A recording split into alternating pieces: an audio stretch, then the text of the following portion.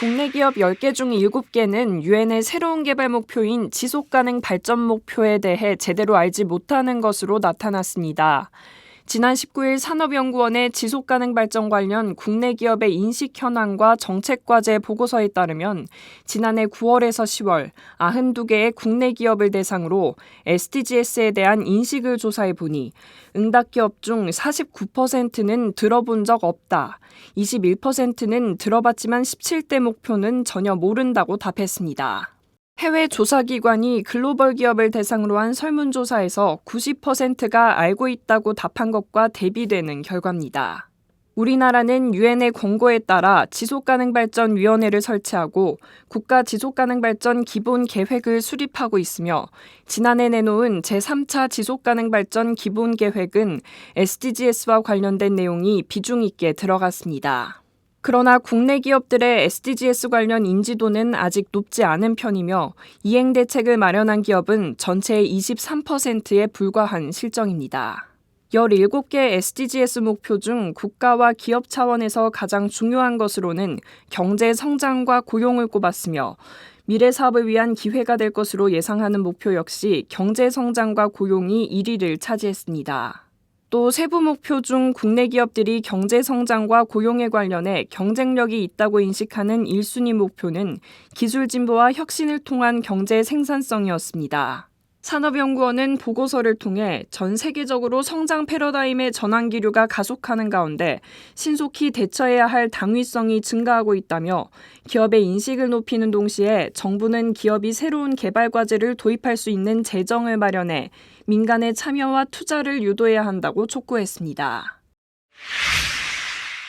최순실의 외교농단이 공적개발 원조에까지 손을 뻗은 것으로 드러난 가운데 시민단체가 개도국의 빈곤 퇴치와 사회 발전을 위해 쓰여야 할 ODA가 최순실 ODA로 전락했다며 ODA 체계 전반의 과감한 개혁을 촉구했습니다. 지난 21일 국제개발협력 시민사회 포럼은 논평을 통해 최순실이 개인의 사익 추구를 위해 주 미얀마 한국 대사 임명에 개입하고 국민 세금으로 운영되는 ODA로 미얀마 K타운 프로젝트를 추진하려 했다면서 개탄했습니다.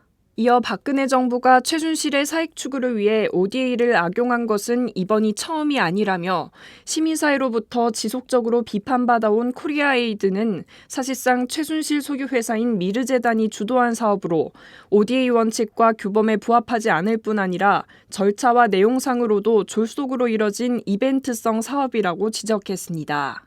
그러면서 미르재단은 박근혜 정부 들어서 급속도로 증가한 새마을운동 ODA 사업에까지 관여해 수익을 챙기려고 시도했고 최순실은 새마을운동 중앙회 인사에도 개입했다면서 이러한 사실은 ODA를 통해 사익을 추구하려는 시도가 정권과 결탁했을 때 얼마나 공고해질 수 있는가를 보여준다고 비판했습니다. 또 이번 사건을 통해 우리는 한국 ODA의 근본적인 문제와 한계에 직면하게 됐다며 지난 2010년 국제개발협력 기본법을 제정하고 제3조의 빈곤 감소, 여성, 아동, 장애인의 인권 향상, 지속가능한 발전과 인도주의 실현을 기본 정신이자 목표로 명시했지만 이를 제대로 실현하기 위한 방안은 마련하지 못했다고 지적했습니다.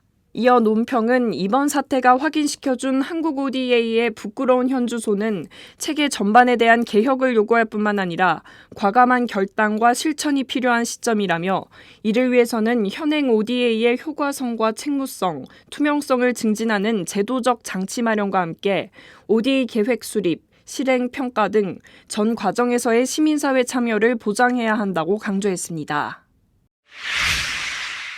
현지 시각으로 지난 20일 아프리카 남수단이 기근을 선포했다고 AFP 통신 등 외신들이 보도했습니다. 기근 선포는 2011년 소말리아에 이어 6년 만에 처음입니다. 남수단 정부와 유엔은 10만 명 이상이 기아에 시달리고 있으며 수개월 내로 100만 명까지 늘어날 수 있다고 전했습니다. 세계식량계획, 유니세프 등 유엔기구들은 남수단 인구의 40%가 넘는 490만 명이 지금 당장 식량 공급이 이뤄져야 한다고 밝혔습니다. 유엔은 전체 가구의 최소 20% 이상이 극심한 식량 부족을 겪으며 급성 영양장애 비율이 30% 이상이고 매일 인구 1만 명당 2명 이상이 사망하는 상황을 기근으로 정의합니다. 예멘, 소말리아, 나이지리아 북동부 지역 등에서 줄곧 기근 우려가 있었지만 이 중 남수단만 기근을 선포했습니다. 오랜 내전과 경제 붕괴가 결합되면서 일어난 것으로 분석하고 있습니다. 조이스 루마 WFP 대표는 3년 넘게 이어진 내전으로 농부들은 작물을 제때 수확할 수 없었고 농촌 지역의 삶은 황폐해졌다고 지적했습니다. 또 식량 부족 문제는 비단 남수단에 한정되지 않는 실정입니다. WFP와 UN 난민기구는 아프리카 10개 나라의 난민 200만 명이 심각한 식량 부족에 시달리고 있다며 국제사회에 도움을 요청했습니다. 필리포 그란디 UN 난민기구 대표는 음식을 먹는 건 인간의 기본적인 권리라면서 WFP와 함께 배고파 잠드는 난민이 없도록 최선을 다할 것이라고 밝혔습니다. ODA 웹TV 송영빈이었습니다.